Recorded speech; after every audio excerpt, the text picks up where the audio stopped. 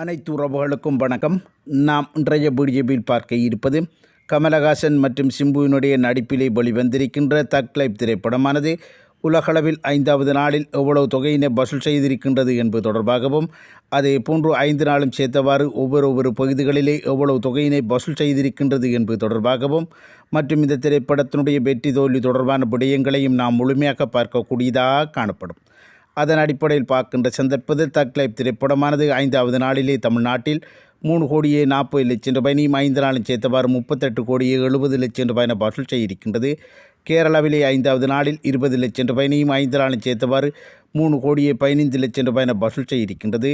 ஆந்திரா மற்றும் தெலுங்கானா பகுதிகளிலே 5வது நாளில் 43,00,000 ரூபாயினையும் 5 நாளும் சேர்த்தவாறு 5,15,00,000 ரூபாயினை வசூல் செய்திருக்கின்றது.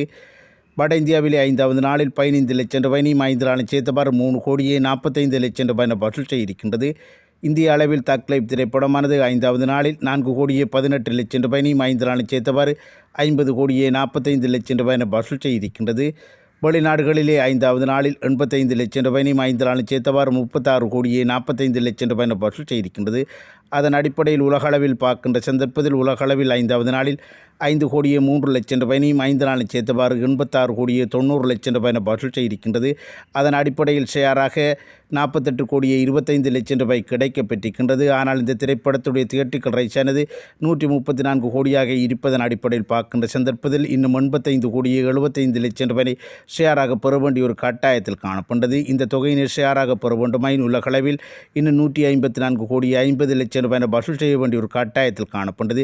எனவே அதற்குரிய வாய்ப்புகள் இல்லை என்பதன் அடிப்படையில் இந்த திரைப்படமானது ஒரு மிகப்பெரிய ஒரு தோல்வி திரைப்படமாக அமைந்து கொள்ளப் போகின்றது என்பதுதான் எமக்கு கிடைக்கப்பெற்றிருக்கின்ற தகவலாக காணப்பட்டது. இது தொடர்பான தங்களுடைய கருத்துக்களை கமெண்ட் செக்ஷனில் தெரிவித்துக் கொள்ளுங்கள். மற்றும் வீடியோக்கு லைக் பண்ணுங்க, கமெண்ட் பண்ணுங்கள். நன்றி, வணக்கம்.